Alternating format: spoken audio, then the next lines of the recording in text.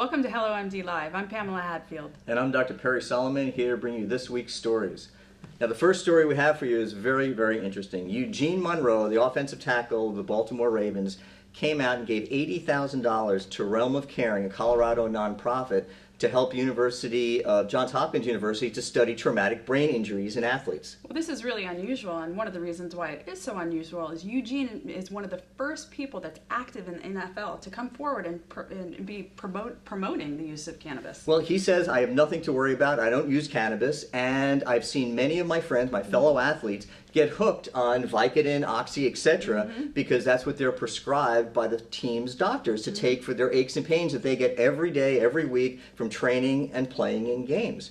And it really is the first time that a study is going to be done and looking at how cannabis can affect these athletes. So is it about traumatic brain injury? Is that what the study's about? It's traumatic brain injury, and it's something with the encephalopathy, which is what they think may happen to these athletes when they get concussions over and over and over again, leading to dementia earlier than normally would happen. And it's interesting that the NFL only tests these athletes during training season. Well, and we know that after training season, a lot of them go to cannabis because it helps them with their chronic pain and their suffering. And they absolutely need it. And it's interesting, the NFL knows that these players are taking it because they don't say don't have any THC in your blood. They raised the limit, as a matter of fact, in 2014 from 15 nanograms per milliliter of blood to 35. So they over doubled the amount that a player is acceptable to have in their bloodstream. Yeah, and even though Eugene says that he doesn't take cannabis, it's a big deal because the NFL actively penalizes players that have anything to do with cannabis. They get money withheld, penalize games, and sometimes have to sit out the whole season. So they're really talking out of both sides of the mouth. Yeah. We don't want to use cannabis, but we're going to test it and only allow a small amount in your blood. Right. Well, makes no sense. We really support Eugene and his efforts there. This is great. Hopefully the study will show some great results. Yeah.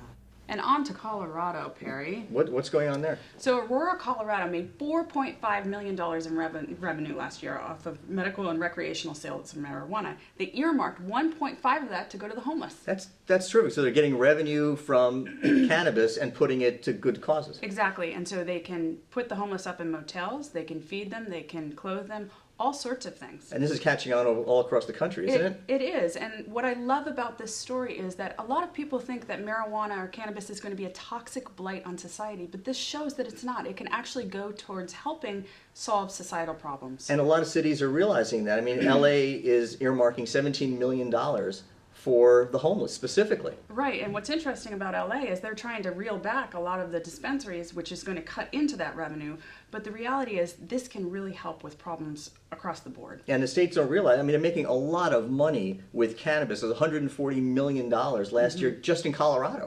And it's only going to go up year by year. Absolutely. So there's a lot of good that can come from the social aspects of cannabis for other people. And we'd like to give big props to Aurora, Colorado for taking steps towards this. It's terrific. It's a great story.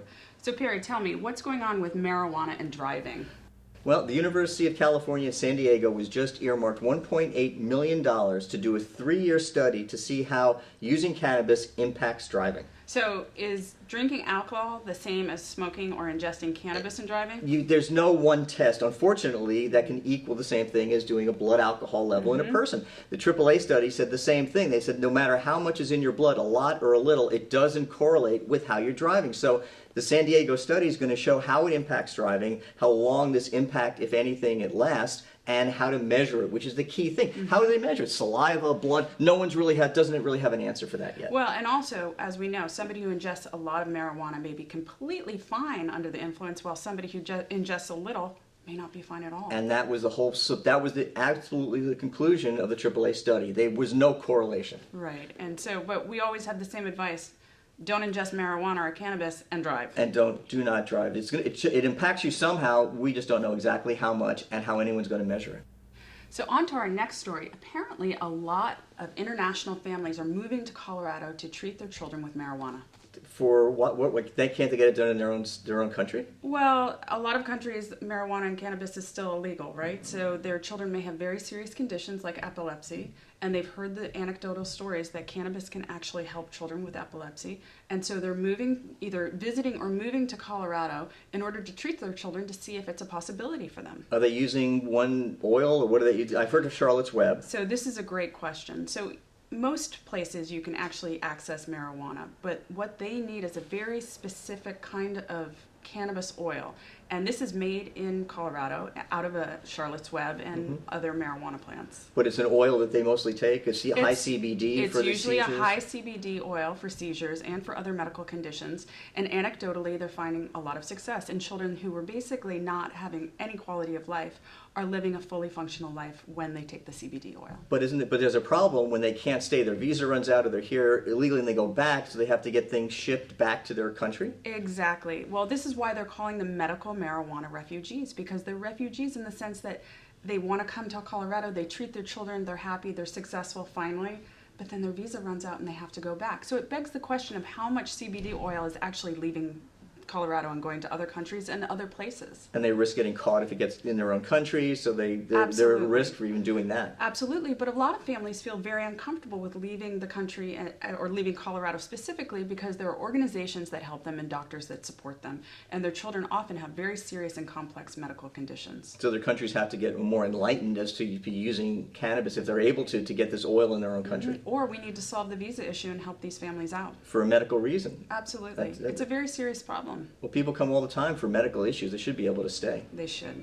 So Barry, tell me, can you ingest cannabis while you're pregnant? Well, it's been controversial for years, and I think, quite frankly, the controversy is over. It is. Well, the University of Adelaide did 5,500 woman study from Australia, New Zealand, Ireland, and the UK, and they found that the women who smoke cannabis had a 5 times higher incidence of preterm labor than women who did not. And so what's the regular stat of preterm labor for It's women? about 1% of the women. This is 5 times higher than that. And they took out, part of the controversy was they took out cigarette smoking as a factor, alcohol ingestion, socioeconomic status, and age, and it had absolutely no difference. They found that across the board, these women had a 5 times higher incidence. And so this is a really big deal because a lot of people are on the other side of the fence and they actually promote the use of cannabis during pregnancy or even say, it's not going to hurt the baby at all. This is not like alcohol. But the reality is, it's just as dangerous as drinking. It's just as dangerous as drinking. These women, when they give birth preterm, the babies can have all sorts of health issues, emotional issues, learning issues. So preterm delivery at any time is not a great thing. And a 5 times higher incidence, if you're using cannabis, is completely unacceptable. As a matter of fact, what they said, it's a major health risk for people to use cannabis while you're pregnant. Period. So what's the bottom line? Don't use cannabis while you're pregnant. Period. In any form. The THC in the cannabis winds up going through the placental barrier. So if you smoke it or eat it, doesn't make any difference. Just don't do it. Don't do it.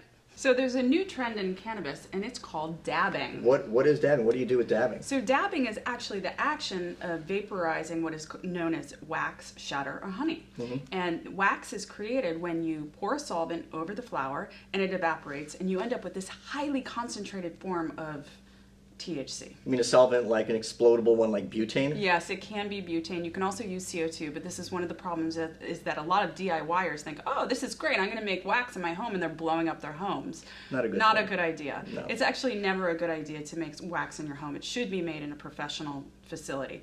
But it's 80% THC versus other forms of marijuana are more around 20%. So this is a big differential. And what would so using 80% would be used for someone like, for example, like a medicinally who need the heavy chronic pain relief that they can't get normally? Well, the media is portraying dabbing as being just bad.